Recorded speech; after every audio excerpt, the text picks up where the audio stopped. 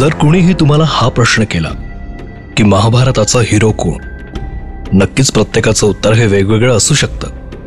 पण माझ्यासाठी उत्तर फक्त एकच, कर्ण. सूर्यपुत्र कर्ण, सूतपुत्र, कौंतेय, अधिरथ पुत्र, राधेय, शोणचा भाऊ, अशी कित्येकच नावं. पण माझ्यासाठी एकच, महारथी कर्ण.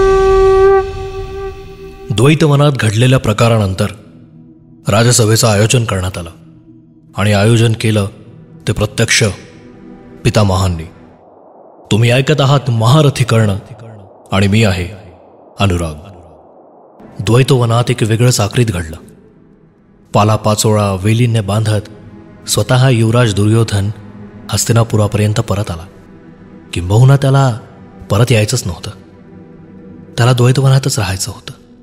कुणाचीही त्याच्यावर सावली पडायला नको असं त्याला वारंवार वाटत होतं, कारण अर्जुनाने त्याला जीवनदान दिलं होतं. कर्ण त्याच्यापर्यंत पोहोचला, त्याची परिस्थिती बघितली, त्याला जाणीव करून दिली की तू हस्तिनापुराचा एकमेव युवराज आहेस. आणि परत एकदा त्याचे स्नायू टरटर फुगले. त्याच्या मनात असलेला अहंकार परत एकदा उफाळून आला.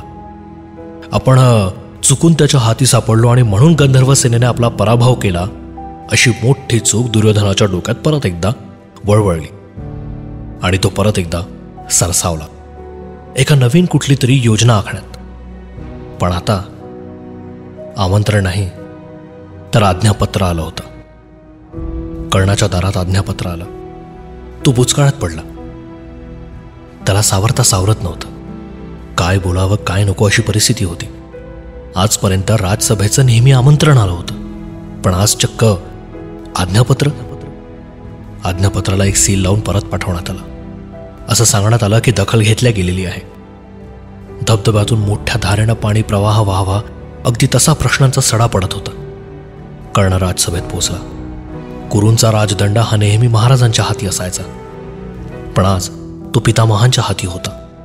अमात्य उठले आणि त्यांनी बोलायला सुरुवात केली. हस्तिनापूरच्या शूरवीरांनो, या पावन भूमीनं खूप युद्ध बघितले आहेत. अनेकांच्या हाल अपेष्टा झाल्या, अनेकांना आपले प्राण त्यागावे लागले.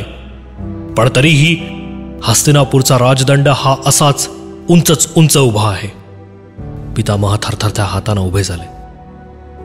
नेहमी त्यांचा आवाज कापरा असायचा, पण आज त्यात जरा एक वेगळीच सनक होती.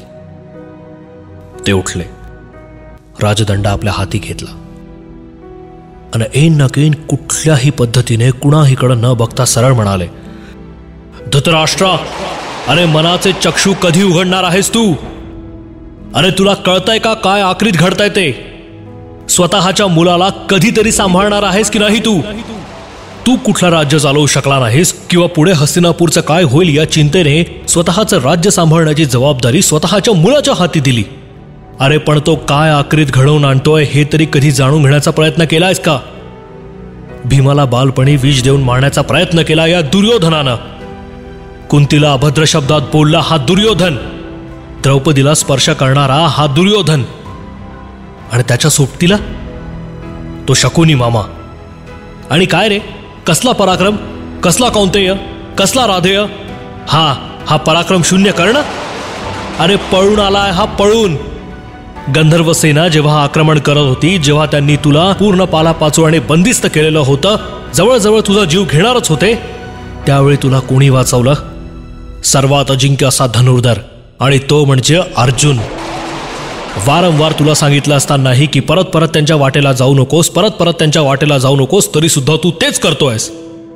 कोण जिंकवणार तुला? हा कर्तव्य शून्य, हा पराक्रम शून्य कर्ण. ऐक, उघड्या कानाने ऐक. अर्जुन अजिंक्य धनुर्धर आहे. तो होता आणि तो नेहमी राहील.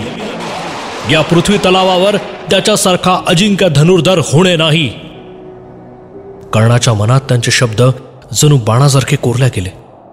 नाही, अर्जुन अजिंक्य धनुर्धर होणं शक्यच नाही.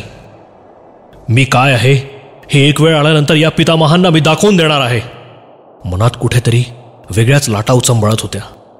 आत्ता या क्षणी जाऊन युवराज दुर्योधनाला म्हणावं की फूंक शंख युद्धाचं.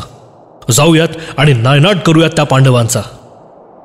पण सभेनं जरा आता एक वेगळाच मोड घेतला होता आणि पितामहांच्या तोंडी एकच शब्द होता की अर्जुन अजिंक्य धनुर्धर आहे. अर्जुन एक अजिंक्य धनुर्धर आहे.